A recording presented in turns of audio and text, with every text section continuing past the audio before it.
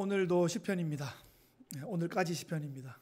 다음 주에는 이제 잠언의 말씀 전할 거고, 리딩 지저스가 함께 가는 대로 좀 따라가면서 성경을 함께 읽고 관통하는 시간들이 되면 좋겠습니다. 우리가 성경을 읽고 우리가 막 줄치고 하는 것 같지만 사실 성경이 우리를 읽어내는 것이고 우리 삶의 밑줄이 쳐지는 것입니다. 그렇게 성경과 우리의 삶의 인터랙션이 이렇게 일어나는 거죠. 시편을 지금 100편 이상 쭉 좀 읽어오고 있는데 개인의 감정을 토로하는 그런 개인적인 시뿐 아니라 역사 서사시 이런 것도 있고 또 어떤 거 있습니까? 메시아 예언시도 있고 시의 다양한 찬양 할렐루야 시도 있고 많은 장르들을 보게 됩니다. 시편은 신약 성경에서도 가장 많이 인용이 되었고 구약에 있는 성경 중에 우리 성도들에게 가장 친숙할 겁니다.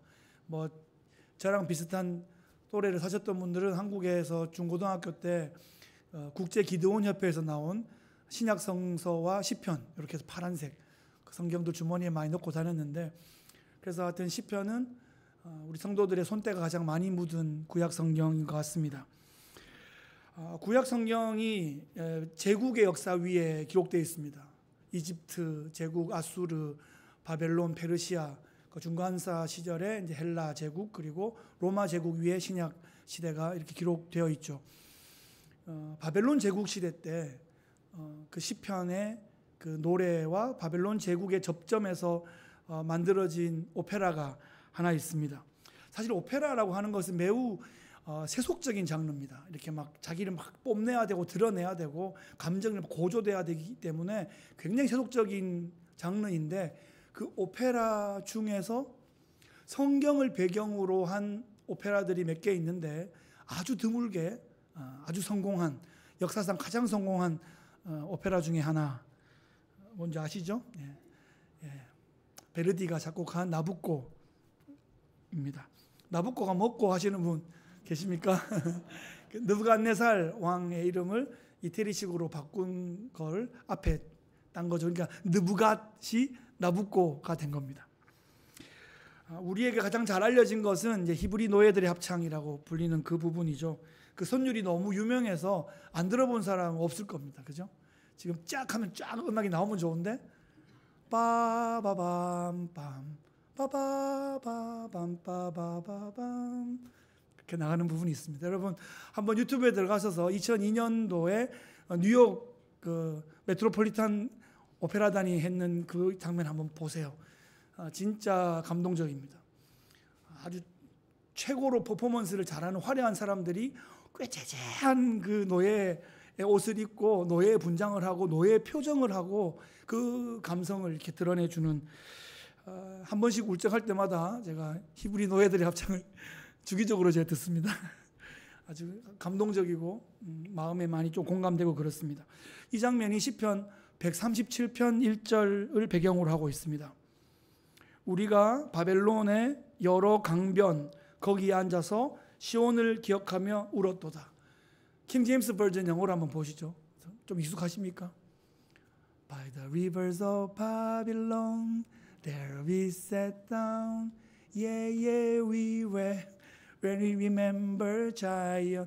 이 보니엠이 요거 KJV 버전 그대로 이렇게 음악을 했고 아주 성공적인 노래였죠. 자메이카 출신의 그룹들인데 그들이 영국에 300년 동안 지배를 받았잖아요. 그러니까 자기들을 히브리 노예들의 그 마음에 빗대어서 약간 밝은 풍인 것 같은데 그 안에 좀 이렇게 슬픔이, 처연한 슬픔이 그 안에 있습니다. 그리고 이 노래를 작곡한 베르디가 이거를 작곡할 때 자기 부인과 자식들이 병으로 죽습니다. 그리고 이태리가 그때 오스트리아의 지배하에 있는 상황이어서 나라도 좀 독립이 필요한 그런 상황에서 이 2500년 전 히브리 노예들의 그 모습에 자기의 마음이 많이 이렇게 녹아든 거죠. 300년 전의 자메이카의 모습이나 200년 전의 이탈리아의 모습이나 100년 전의 대한민국의 모습이 그 안에서 이렇게 공명이 되어서 함께 울려 퍼지는 것 같습니다. 오늘 126편을 살펴보려고 하는데요. 이 시편도 바벨론 포로와의 그 접점에 있습니다. 그 바벨론 포로로 살아갔던 히브리 노예들의 그 마음을 한번 살펴보시면서 5절 말씀 한번 보시죠. 눈물을 흘리며 씨를 뿌리는 자는 기쁨으로 거두리로다. 우리는 요거를 딱 떼가지고 눈물과 씨 뿌림과 기쁨 요것만 따로 해가지고 뭐 요절을 외우기도 하고 그런데 이것이 시편 126편에 있다는 것이고 바벨론 포로의 그 배경 속에 있다고 한다면 이 눈물의 의미가 좀 다르게 다가오지 않겠습니까? 기쁨으로 거둔다 그러면 일단은 좋은 것 같은데 여러분 눈물을 흘리며 씨를 뿌리는 거 여기에 좀 집중해 보세요. 씨를 뿌려 보셨어요? 뒤뜰에 씨 좀 뿌려 보셨죠? 씨 뿌리는 게 힘듭니까? 뭐 힘들 수도 있는데 그보다 훨씬 더 많이 힘든 일이 있습니다. 뭐 채석장에서 돌을 깬다든지 광산에 가서 석탄을 캔다든지 이게 훨씬 더 힘든 일이죠. 그러니까 씨 뿌리는 거 너무 힘들어. 그리고 운다기보다는 이 씨를 뿌리는 이 상황, 씨를 뿌리는 이 현실, 씨 뿌린 다음에 미래, 내 새끼들 뭐 이런 걸 생각하니까 마음이 너무 답답하고 막막해서 울지 않겠습니까? 그죠? 씨 뿌리는 행위 자체보다 이 상황이 너무나 힘든 거죠. 마음이 슬프고 낙심되고 그랬을 겁니다. 불안하기도 하고 두렵기도 한 이런 현실입니다. 이 낯선 땅에서 우리는 살아남을 수 있을까? 내 자식들은 어떻게 이곳에서 죽지 않고 살아남을 수 있을까? 그래서 힘들지만 너무나 힘들지만 울더라도 울면서도 씨를 뿌려야 되는 것이고 그래야 이 척박한 땅에서 몇 가닥 올라온 그 싹을 가지고 가족들이 함께 먹고 또 살아낼 수 있기 때문입니다.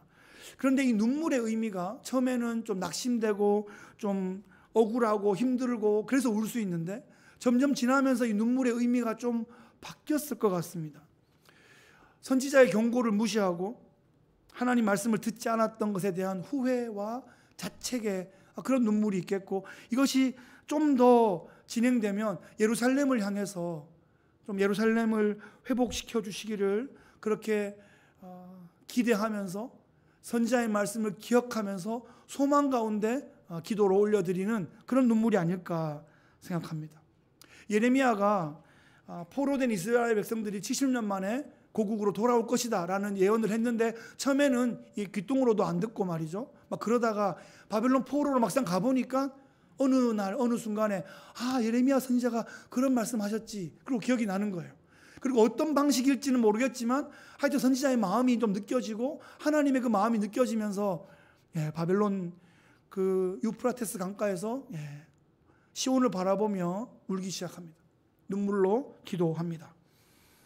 그들이 이 나부코의 대제국 앞에서 할 수 있는 것이 아무것도 없었기 때문에 그저 눈물을 뿌리고 눈물의 씨를 뿌리는 것밖에는 그들이 할 수 있는 게 없습니다. 그렇게 눈물이 그들의 기도가 되었고 기도가 그들의 눈물이 되었습니다. 그런 와중에 여러분 시간은 지나갑니다. 거꾸로 매달아도 시간은 지나갑니다. 그래서 철권 통치를 휘두르던 나부코의 시대도 지나갔습니다. 그런데 너무 강력한 왕권이었기 때문에 나부코가 간 다음에 그 뒤에 후계가 제대로 자리를 못 잡아서 굉장히 이렇게 불안정했습니다. 강력한 중앙 통치는 그 이후에 분명히 후유증을 남기게 됩니다. 그때 이제 페르시아의 고레스라는 사람이 나타났는데 이 바벨론하고 싸워가지고 이겨서 페르시아로 제국의 이름을 바꾼 게 아니라 그냥 신방단이었어요. 가가지고 힘들었죠. 막 이렇게 하니까 사람들이 막 울면서 그냥 우리의 왕이 되어주세요. 막 이렇게 막 된 거예요. 그래서 무혈 입성하여서 바벨론 제국을 페르시아로 간판을 딱 바꿔 달고 제국이 페르시아 제국이 된 것입니다. 그렇게 바벨론 제국은 역사의 뒤안길로 70년 만에 사라지게 되었습니다. 그런데 예레미야 예언은 아직까지 성취되진 않았어요. 제국이 바뀌었는데 예레미야 예언은 제국이 바뀔 것이다가 아니고 너희들이 돌아갈 것이다잖아요. 그 제국이 바뀐 거하고 돌아가는 거하고 뭔 상관이 있겠습니까? 어쩌면 더 세게 통치할지도 모르잖아요.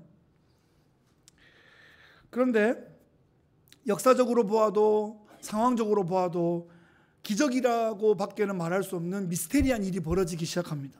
페르시아의 고레스 왕이 두 가지 칙령을 발표하는데 첫째는 포로민들은 자기 땅으로 돌아가도 좋다. 둘째는 자기의 신전을 지어도 좋다. 우리가 지원하겠다. 요까지만 해도 놀라운데 여러분 세 번째가 있습니다. 히든.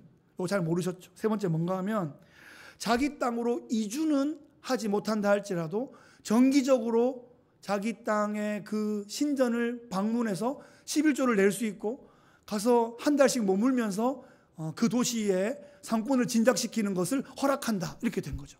그래서 디아스포라들이 정기적으로 예루살렘 성전을 찾을 수 있게 된 겁니다. 여러분 이게 어떻게 가능했을까요? 히브리 노예들의 무슨 외교술로 가능했을까요? 무슨 데몬스트레이션 해가지고 이 일이 된 걸까요? 하나님이 하신 거죠. 하나님이 하나님의 때에 하나님의 방식으로 하나님의 사람을 뽑아내셔서 이방인 고레스를 뽑으셔서 하나님 일을 맡기셨던 겁니다. 1절 한번 보세요. 본문 1절에 여호와께서 시온의 포로를 돌려보내실 때에 우리는 꿈꾸는 것 같았도다. 이 시온의 포로, 시온 출신 포로들, 시온에서 바벨론의 포로가 된 그 사람들이 다시 시온으로 예루살렘으로 돌아가게 될 때 꿈꾸는 것 같았대요. 우리 힘으로 한 게 아니니까요. 기적이니까요. 예레미야의 그 예언을 막연하게 붙잡고 기도하긴 했지만 어떤 식으로 이루어질지에 대해서는 자기들에게는 아무 구체적인 플랜이 없었단 말이에요. 제가 요즘 미국 청년들을 어쩌다가 좀 만날 기회들이 있었는데요. 한국 사람이라고 하면 정말? 진짜야? 이렇게 말해요. 근데 그 발음이 너무 정확해가지고 한국 아가씨인가? 쳐다볼 정도로 정확하게. 요즘 K-드라마가 너무 유행하니까 아주 몇 가지 발음은 정확합니다. 정말? 진짜야? 그래도 내릴 때 오빠 잘 가. 안녕히 계세요. 감사합니다. 뭐 이런 용어를. 그래서 요즘 한국말 함부로 막 하면 안 됩니다. 이게 뭐 나는 쉬운 말들은 어려운 문장 쓸 거 아니면은 막 알아들어요. 우리가 옛날에 미드 보다가 영어 막 알아듣는 것처럼 한국말이 요즘 세계화 되고 있습니다. 그래서 제가 이 본문을 보는데 와 정말 진짜야?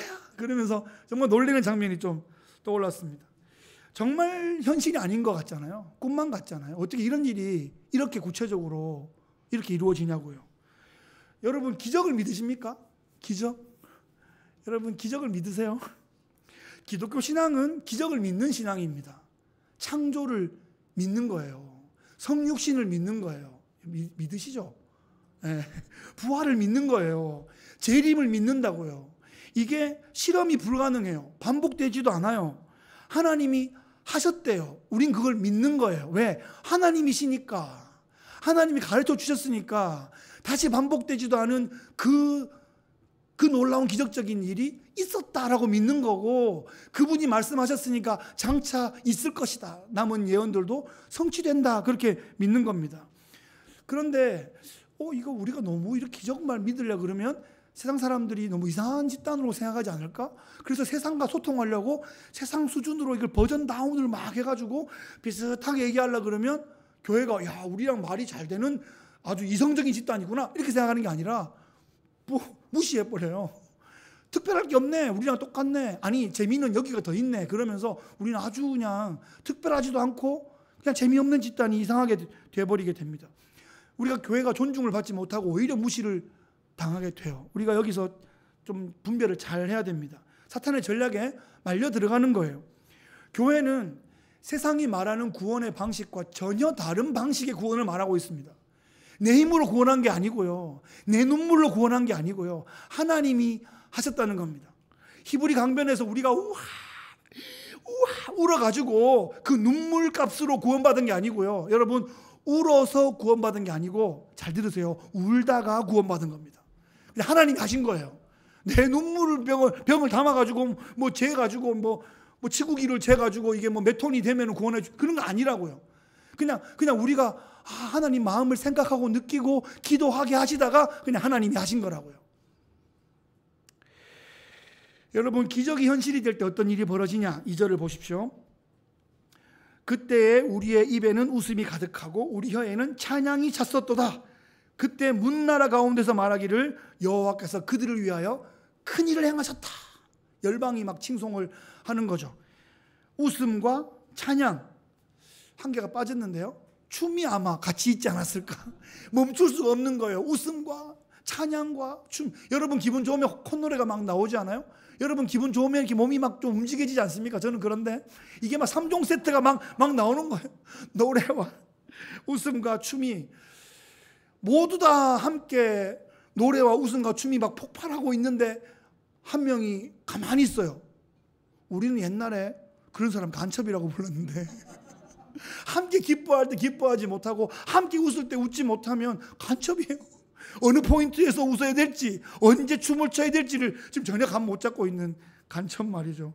근데 같은 나라 사람들은 같을 때 같은 포인트에서 웃을 수 있고 춤출 수 있다는 거예요. 아, 이거 하나님이 하셨구나. 막 춤추게 되는 겁니다. 같이 한번 우리 흥을 좀 돋우면 좋겠어요. 광복이 됐을 때 기적이잖아요. 우리가 어떻게 대일본 제국이 항복을 하고 우리가 어떻게 해방될 줄 어떻게 알았어요? 30년이 넘어가니까 우리가 그렇게 믿고 따르고 좋아했던 그 나라의 지도자들도 일본이 안 망할 줄 알았어. 그러면서 변절하는 사람들이 30년대 지나서 많았거든요. 진짜 몇 년만 버티지 이런 생각이 막 들 정도로 마지막에 이렇게 이 선생님 이런 분들도 막 이 선생님 몇몇 계시네. 하여튼 그렇게 막 변절하고 그랬잖아요. 그러니까 아쉬웠어. 몇 년만 버티지. 그래서 기자가 나중에 물어보니까 망할 줄 몰랐지. 그렇게 얘기하더라고. 그 대한 독립이 됐는데 첫날은 얼떨떨해가 그냥 지나갔대요. 그 다음날 되니까 진짜 독립이니까 그때 길에 쏟아져 나와가지고 대한 독립 만세를 한 거예요. 우리가 아는 그 유명한 이렇게 하고 찍은 사진 있죠? 그날이 아니고 그 다음날 사진이랍니다. 그래가지고 대한 독립 만세 한 3일쯤 했는데 밥을 안 먹었어 아직. 그 밥 먹는 거 까먹었어요. 그런 일이 있었다는 이야기입니다.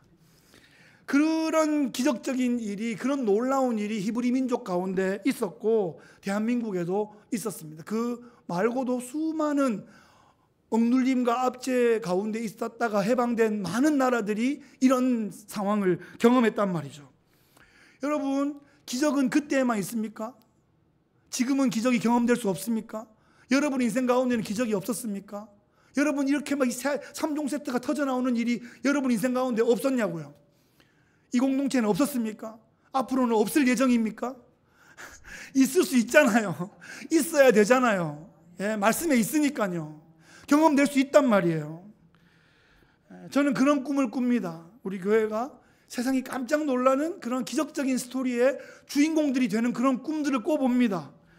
더 이상 시련과 낙심의 눈물이 아니라 회개와 헌신의 눈물로, 기쁨과 환희의 눈물로 그 눈물의 성격이 확 변해가면서 우리가 진짜 기쁨의 눈물과 춤을 함께 추는 시간들이 있기를 기대합니다. 여러분 신앙생활을 드라마로 보면 여러분 어떤 드라마입니까? 비극입니까? 호러물입니까? 탐정수사극입니까? 저는 좀 역사 첩보 드라마 같습니다. 어떤 면에서 007 작전 같기도 하고 미션 임파서블도 자주 떠올려보고 옛날에 그 밀정이나 이런 대한제국에 있었던 그런 독립투사들의 삶들도 좀 장면들도 기억해 봅니다. 로마 핍박기에 살았던 초대교회 성도들도 서로 이렇게 눈이 마주쳤을 때 제가 이렇게 마주치면 누군지 모르잖아요. 이렇게. 그래서 제가 발로 이렇게 팔자를 그려요. 그럼 이분이 뒤꿈치로 눈을 딱 찍어요. 물고기를 딱 완성하는 거예요. 그러면 그게 암고야. 아, 믿는 사람이구나. 그래서 카타콤 위치를 이렇게 알려주고 이제 그렇게 하면서 신앙생활을 스릴 넘치게 해나갔던 거죠. 지금도 우리에게 그런 물고기 차 뒤에 범퍼 붙이기도 합니다만 그런 우리들만의 그런 좀 긴장감과 스릴 넘치는 암구어가 필요하다는 거죠. 흥미진진한 구원의 드라마가 지금도 써지고 있습니다. 여러분 어떤 주인공인가 자주 떠올려 보세요. 그리고 자부심을 가지고 이 시대를 함께 통과해 보면 좋겠습니다. 우리 시대를 한번 돌아보면 그렇게 만만하지는 않은 것 같습니다. 여러분 요즘 여러분의 신앙 상태는 어떻습니까? 괜찮습니까? 우리 교회의 신앙적인 분위기는 좀 어떻습니까? 괜찮으십니까? 이 시대의 분위기는, 이 지역의 분위기는, 총선이 끝난 대한민국의 분위기는, 대선을 앞둔 미국의 분위기는 어떻습니까? 괜찮습니까? 옛날이 좋았지 뭐 그런 생각이 막 들 때가 있으시죠? 그때가 언제인지 정확히 포인트는 못하겠지만 하여튼 전성기가 있었고 황금기가 있었던 것 같은데 지금 뭔가 옛날보다 좀 쭈그러진 것 같은 그런 마음이 혹시 들지 않으십니까? 한때는 사람들의 발길이 막 끊이지 않았고 간증과 소문들이 막 퍼져나갔던 것 같은데 시간이 흐르면서 지금은 눈물도 말라버리고 땀도 말라버리고 은혜는 손가락 사이로 다 빠져버리고 괜찮은 밭이었던 것 같은데 발로 꾹꾹꾹 밟아가지고 이게 밭인지 길인지 헷갈린 딱딱한 밭이 되어 있지 않는지, 그 속에서 돌이 막 생겨가지고 돌밭이 되어 있지는 않는지, 가시덤불이 막 덮어버린 그런 상황이 되어 있지는 않는지 말이죠. 예전에는 주일날 돈 쓰는 것도 괜찮은 건가? 이렇게 조금 쭈글리고 막 그랬는데 이제는 예배를 듬성듬성 빠지다가 한 2달 빠져도 누가 뭐라 안 그러니까 한 반년씩 쉬고 혹시 그런 적 없습니까? 그게 마음이 이렇게 막 척박해지고 마음이 막 말라버리는 그런 상황이에요. 씨가 뿌려져도 결실을 못하는 그런 마음밭의 상황이라고요. 이게 영적인 전쟁인데 성경은 영적 전쟁이 분명히 있을 거라고 말하고 있거든요. 근데 전쟁 없어, 간첩 없어, 이렇게 말하는 게 사탄이에요. 있다고요. 전쟁이 있는 거예요. 지금도 첩보전이 있고요. 지금도 무슨 스파이전이 있고요. 지금도 심리전이 있는 거예요. 영적 전쟁 상황에 있다고요. 있다고 알고 준비하는 사람이 이길 수 있지, 적은 있다고 하고 있는데 우리가 없다고 하면 이게 없어집니까? 그냥 우리가 포로가 되는 거예요. 그냥 쭉 딸려가고 이게 이상해지는 겁니다. 이게 혹시 저게 포로가 되어서 저게 식량을 축내겠다 그런 작전입니까? 안 됩니다. 여러분 힘듭니다. 하지 마세요. 그거 안 되는 일입니다. 굶겨 죽일 겁니다. 하지 마시고. 사실 성도가 예배를 제대로 드리지 않는다 하는 것은 영적으로 꽤 심각한 상태입니다. 심하게 아프거나 장거리 여행이나 출장을 간 상황이 아니면서 주일 예배를 드리지 않는다. 안 드리는 게 어렵지 않나요? 성도는 그래야 되거든요. 안 드리는 게 어려워요. 밥 안 먹으면 배고픈 것 때문에 그런 것처럼 예배를 안 드리면 예배가 고파야 맞는 거거든요. 아니 애가 엄마 젖이 안 고파가지고 하루 동안 아무것도 안 먹는다. 그럼 어떻게든 주려고 우리가 많이 먹어 먹어 아프면은 이거 애가 젖을 안 먹어요. 어떻게 된 거예요? 애 들고 뛰어다니고 그러지 않겠어요? 애가 쭉쭉 코에 땀이 송글송글 하도록 쭉쭉 빨아먹어야지 건강한 거지. 안 먹으면 걱정이잖아요. 근데 예배를 안 드리는데 걱정이 안 돼. 본인만 걱정 안 해. 주인은 걱정이 돼가지고 저 사람이 살았나 죽었나 걱정하는데, 온라인 예배가 아주 보조적인 수단이 되긴 합니다만 그것 좀 영적으로 우리가 좀 잘 그것도 살펴봐야 될 겁니다. 의도적으로 장기간 예배 드리기를 포기하고 있다면 영적으로 굉장히 위험한 상태다. 기억하시기 바라요. 제가 예전에 이런 일이 있었어요. 워싱턴에서 청년부 사역을 주말 파트 사역을 할 때 담임 목사님이 어디로 가셔버렸어요. 그래가지고 한 몇 개월 동안 비어 있다가 담임 목사님 청빙 투표가 진행되는 그런 상황인데 제가 이제 안내한다고 뒤에 서 있는데 로비가 시끄러운 거예요. 그 로비가 왜 시끄럽냐 이렇게 가봤더니 내가 이 청빙 투표를 하러 이제 참석을 한 거예요. 공동회에. 근데 여기는 안 된다 그러고 얘는 가겠다 그러고 그게 뭐냐 그랬더니 참가 조건이 안 된다고 얘기하는 거예요. 이 사람은 나는 이 교회 교인이라고 얘기하는 것이고, 그 교회 정관이 뭐냐 그랬더니 1년에 주일 예배 10번 참석이 기준이에요. 아니 10번이 아니라 아픈 거 여행 빼도 30번은 와야 정상 아니야? 누구는 그렇게 얘기하는데 정관에는 10번이 써 있어요. 근데 그 사람은 10번보다 더 밑에를 얘기하는 거예요. 한두 번을 와도 투표를 하겠다는 거죠. 아니 예배에 오는 거는 no problem. 근데 그 1년에 10번을 안 오면은 그것이 안 된다라고 정관에 있으면 그거는 포기해 주셔야죠. 하여튼 근데 그것 때문에 신랑이 하는 정도가 너무 좀 웃기고 슬픈 그런 상황이었어요. 1년에 10번이 너무 많다고 이렇게 신랑이 하는 상황. 구원의 감격과 교회 부흥과 즐거운 축제 이런 상황들이 있었는데 지금은 그게 무슨 빛바른 그냥 액자 속에 그런 사진처럼 골동품이 되어 있지는 않은지 한번 돌아봅시다. 살아있다고 하는데 살아있으면 누가 봐도 살아있어야 되잖아요. 누가 봐도. 애가 누가 봐도 빨랑빨랑 뛰어다녀야 되잖아요. 애가. 그래서 아이는 심장이 발바닥에 있다 이런 말이 있어요. 안 뛰면 아픈 거예요. 건강한 애는 뛰게 돼 있어요. 그런데 성도인데 성도면 이렇게 반응해야 되죠. 말씀에 가만히 있어. 저 살았나 죽었나 코에 뭐 손대봐요. 이렇게 되면 이게 누가 봐도 살아있으나 거반 죽은 것 같은 상황이 된 거 아니에요. 강도한테 이게 후려 쎄려짐을 당해가지고 지금 거의 죽을 것 같은 상황. 그런 상황이 되지 않아야 한다는 겁니다. 여러분, 이대로 좋습니까? 모든 좋은 것은 다 과거에 있었습니까? 여러분, 좋아질 수 있습니다. 더 좋아질 수 있습니다. 여러분 생각하는 과거의 그 전성기보다 더 좋아질 수 있습니다. 여러분 개인도 그렇고 공동체도 그렇습니다.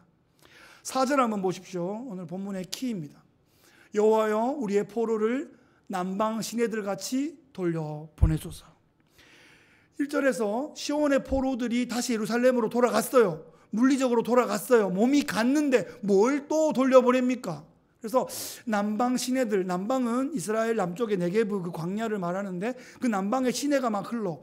뭐 그럴 수 있겠네. 그래, 뭐 시내가 막 흘러. 그러면은 이게 물이 없는 것보다 시내가 흐르니까 물이 많아지겠죠. 그러니까 포로가 조금 왔나 보다. 더 많이 오게 해달라고 기도하는 건가? 이런 생각이 들다가 그보다는 몸이 돌아왔는데 아직 정신이 덜 돌아왔어. 마음이 덜 돌아왔어. 아직 충만하게 덜 돌아왔어. 그 사람들이 질적으로 획기적으로 다시 돌아오게 해달라고 기도하는 것에 더 본문이 더 가까운 것 같습니다. 작년 여름에 미국 데스밸리에 큰 홍수가 있었습니다. 이 지구상의 가장 뜨거운 죽음의 계곡 데스밸리에 큰 홍수가 와서 지열이 뜨거워서 타이어가 막 녹을 정도이고 연평균 강수량이 50mm도 안 되고 풀 한 폭이 자랄 수 없는 죽음의 골짜기잖아요. 제가 아는 그 나사 출신 인지니어 교수님이 계신데 그 나사 화성 탐사선 훈련을 데스밸리에서 한대요. 그 정도로 지구의 환경이 아닌 것 같은 그런 곳에 홍수가 났습니다. 작년 여름에 일어났던 그 홍수 영상 잠시 한번 보시죠. 지구에서 가장 뜨거운 사막으로 유명한 곳이죠. 미국 데스밸리에 이례적인 폭우가 쏟아졌습니다. 하루 동안 1년치 비가 왔습니다. 김윤수 기자입니다. 사막 한가운데에 긴 물길이 생겼습니다. 모래는 진흙으로 변해 물줄기를 따라 폭포처럼 쏟아져 내리고 이번 여름 타들어가던 사막은 물바다가 됐습니다. 미국 서남부를 강타한 열대성 폭풍 힐러리가 지구상에서 가장 뜨겁고 건조하기로 유명한 데스밸리에 폭우를 몰고 왔습니다. 하루 동안 한꺼번에 쏟아진 비는 1년 강우량에 맞먹는 55.9mm입니다. 기록적인 폭우로 국립공원은 전면 폐쇄됐고 지역 주민과 여행객 등 400여 명이 대피했습니다. 과거를 추적해보면 2004년에 비슷한 일이 있었습니다. 2004년 겨울에 폭우가 쏟아졌고 그때 50년 만에 폭우라고 했거든요. 근데 그 다음에 2005년 봄에 놀라운 장면이 펼쳐집니다. 그 당시 신문에도 막 났었는데요. LA 14번 도로를 달리던 차들이 갓길에 차들이 막 세우기 시작하고 사람들이 차에서 막 내려가지고 정신없이 사진을 막 찍기 시작합니다. 어떤 일이 벌어졌을까요? 쫙 갈 때 데스밸리가 황홀한 데스밸리가 있어야 되는데 그 데스밸리 죽음의 땅 데스밸리가 총 천연색 꽃밭으로 바뀐 거예요. 사람이 놀래가 운전을 못해가지고 차를 세우고 사진을 찍기 시작했어요. 그게 뉴스가 나오니까 전 세계 생태학자들이 전부 데스밸리로 몰려들었던 2005년 봄의 이야기입니다.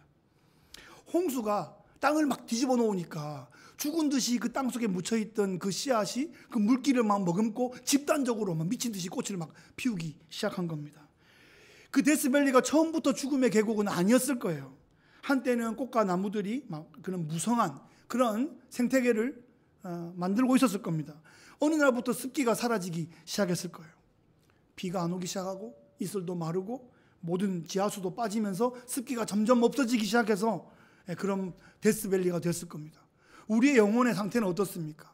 과거에는 좀 풀도 좀 있고 토끼도 좀 뛰어놀고 나비도 날아들고 좀 신선했던 것 같은데 이게 점점 습기가 빠지면 하나하나 큰 놈부터 떠나기 시작합니다. 점점 떠나. 눈물도 마르고 땀방울도 말라버려서 그냥 대면대면하고 맹숭맹숭한 거예요. 교회에 오다 보면. 심령이 점점점 말라서 이제는 결실하지 못하는 코에 이렇게 손 대봐야 어우 살았네. 이렇게 할 수 있을 정도의 수준이 되진 않았나 이 말이죠. 근데 여기서 우리 낙심하면 안 된다는 거예요. 포기할 수 없다는 거예요. 우리 4절 말씀처럼 말이죠. 주여 다시 한번 은혜를 주옵소서. 다시 한번 성령의 은혜를 홍수처럼 쏟아 주옵소서. 부활의 능력으로 이 죽음과 같은 데스밸리가 뒤집어진 것처럼 우리의 이 마음에 이 각박한 이 마음을 한번 뒤집어 엎어 주셔서 다시 한번 생태계가 복원되게 하여 주옵소서. 생명력이 회복되게 하여 주옵소서. 그렇게 기도해야 한다는 겁니다. 성령은 살리는 영입니다. 성령은 새롭게 하는 영입니다. 한번 구원받고 땡이 아니고요. 여러분, 칭의와 성화는 논리적으로는 구분되지만 실제적으로는 구분이 안 됩니다. 의롭다함을 받는 순간 성화가 시작되는 거예요. 애가 태어나는 순간 성장이 시작되는 거예요. 태어나는 순간과 성장을 나눌 수 있습니까? 안 된다고요. 그러니까 태어나는 순간 성화가 시작되는데 태어난 것 같은데 성장이 멈춘 것 같을 때 우리는 어떻게 해야 돼요? 다시 성장하도록, 다시 의사 선생님 만나든지 다시 뭐 이렇게 정신 차리게 하든지 젖을 빨게 하든지 얘가 다시 한번 성장 단계로 나가도록 우리가 안타까운 마음으로 그렇게 하지 않습니까? 우리 영혼을 한번 돌아보시고 우리가 구원은 받은 것 같은데 이게 뭔가 성장이 멈춰 있지 않은가, 성화가 지연되고 있지 않은가, 정체되어 있지 않은가. 이때 필요한 것은 우리를 구원하신 그 성령께서 다시 한번 우리를 뒤집어 주시는 겁니다. 다시 한번 성령으로. 오늘이 교회력으로 성령 강림 주일입니다. 예수님이 6월절 어린 양으로 로마의 그 십자가 처형단에서 죽으시고 난 다음에 이 죽음으로 모든 게 다 끝난 것처럼 보였지만 예수님은 부활하셨고 40일 동안 하나님 나라를 증거하셨고 승천하셨습니다. 하나님 보좌 우편에 앉아 계십니다. 서 계신 게 아니라 앉아 계신 거예요. 앉아 계신 것은 이제 중요한 일이 다 끝났다라는 뜻이고 그 앉은 자리에서 다스리신다 이런 뜻입니다. 뭘 다스리시나요? 예수님 올라가셔서 뭘 하셨나요? 제자들에게 약속했던 그 성령을 아버지께로부터 받아서 보내주신 거죠. 그래서 50일 만에 오순절에 성령 강림이 일어난 겁니다. 오순절에 성령이 임했을 때 기적적인 상황이 벌어집니다. 바벨탑의 저주가 풀렸습니다. 하나님을 대적하여 하늘에 닿는 탑을 쌓겠다고 흩어지라 그랬는데 안 흩어지고 우리의 힘을 과시하자고 모이자 했던 그 바벨탑의 그 자리에 언어를 혼잡시켜 주셔서 막 말이 막 안 통하면서 지금 무슨 소리 하노? 막 이러면서 막 나눠져 가지고 언어 그룹별로 흩어지게 된 겁니다. 그때 그 바벨탑의 저주가 임했는데 오순절날 그 언어가 하나로 들리고 그 언어가 다 통하여 들리는 기적적인 상황, 바벨탑의 저주가 풀려버린 그 상황이 오순절의 이 역사의 핵심입니다. 그래서 자기가 편한, 자기 난 곳, 자기 익숙한 그 언어로 하나님의 큰 일을 들으면서 이 역사가 벌어진 겁니다. 방언 현상이 중요한 게 아니라 하나님의 큰 일을 자기 말로 들으면서 이 복음의 능력이 터져나온 게 오순절의 핵심이거든요. 그러니까 그 겁쟁이 제자들이, 그 실패한 제자들이 사내들이 공회, 그 서슬퍼런 그 공회 앞에 서가지고 우리는 우리가 보고 들은 것을 말하지 아니할 수 없도다, 잡아라, 죽여라, 그러면서 막 들이미는 거 아닙니까? 그 겁쟁이 제자들이. 그는 부활을 본 거죠. 성령을 받은 거예요. 그러지 않고는 이해가 되지 않는 겁니다. 성령 충만하면 이런 일들이 가능해집니다. 성령 충만하지 않으면 그냥 겁쟁이, 살았는지 죽었는지 해봐야 아는 기절 상태, 혼수 상태로 그냥 명만 붙어 가는 거예요. 그게 뭡니까 그게? 살아있으면 움직여야죠. 살아있으면 뭔가 결과물들이 나와야죠. 열매가 나와야죠. 아버지가 기대하는 건 그거 아닙니까? 당신의 자녀들로부터 하나님 나라가 하나씩 돌이 쌓아지고 성이 쌓아지고 길이 닦여지고 뭔가 변화가 일어나는 거 아닙니까? 황무지가 물된 동산으로 변화되는 그 장면들 한번 보십시오. 이사야 32장 15절 말씀에 마침내 위에서부터 영을 우리에게 부어주시리니 광야가 아름다운 밭이 되며 아름다운 밭을 숲으로 여기게 되리라.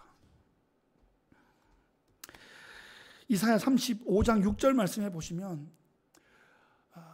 중반절 이하에 이는 광야에서 물이 솟겠고 사막에서 시내가 흐를 것이다. 이제는 우리는 더 이상 광야가 아니란 말이에요. 더 이상 사막이 아니어야 한단 말이죠. 우리는 이제 물된 동산으로 변화된 겁니다. 성령의 부어짐으로 말미암아 충만한 그 생명력의 생태계로 복원된 겁니다. 우리를 구원하신 성령께서 다시 한번 우리를 전격적으로 뒤집어 엎어 살려내실 겁니다. 우리의 영혼에만 국한되어서 우리의 영혼만 천국에 데려가는 그런 성령이 아니라 우리의 몸과 영혼을 함께 전인격적으로 변화시키셔서 이 땅에서 이미 시작한 영생을 이 땅에서 살아가기 시작하고 이 땅에서 하나님의 나라가 진행되다가 그 하나님의 다스리심과 통치하심에 살아있는 그런 백성들이 자연스럽게 천국으로 이어지는 거예요. 천국은 날카롭게 이 땅과 분리되어 있지 않고 이 땅과 연결되어 있다고요. 그게 요한계시록의 이야기입니다. 이 땅에서 분투하며 엎어지나 다시 또 일어나 싸우며 그렇게 하고 있는 그 교회들이 천상에 승리하고 그 영광 가운데 찬양하고 있는 그 천상교회와 영적으로 연결되어 있다는 거예요. 그러니까 위로받아라. 그러니까 인내해라. 힘내라. 이렇게 말하고 있는 게 계시록의 말씀인데, 여러분, 우리가 가는 곳마다 생태계가 좀 복원되면 좋겠어요. 살리는 걸 막 죽이는 거 그거 말고 말이죠. 완전히 그 반대로 죽었던 생태계가 막 살려지는, 성령은 살리는 영이시니까 살리고 그런 일들이 좀 일어나면 좋겠습니다. 우리가 가는 곳마다 살려지는 일들 말이죠. 믿는 자는 어떻다고요? 그 배에서 생수의 강이 흘러간다고요. 예수님 배에서 흘러나가는 생수의 강처럼 예수의 제자들이 예수님을 닮아 그 배에서 생수의 강이 흘러나는 거예요. 특별히 좋아하시는 분이 있네요. 이런 거. 그 에스겔이 본 그 환상에 그 성전 문지방에서 쫙 나오는 생수의 강이 생태계를 복원시킨다고요. 다 살려낸다고요. 우리 안에서 생수의 강이 흘러가는 겁니다. 뉴잉글랜드에, 미국의 대부흥운동을 일으켰던 이 뉴잉글랜드에 그 부흥의 소식이 다시 일어나면 좋겠습니다. 하트포트에 다시 한번 놀라운 부흥의 소식이 있으면 좋겠습니다. 사람이 다시 모여든다, 이런 소식이 들려지면 좋겠습니다. 사람들이 다시 살아난다, 이런 소식이 들려지면 좋겠습니다. 죽은 것 같았던 사람이 일어났다, 이런 소식이 들리기를 바랍니다. 성령의 강력한 임재하심이 필요합니다.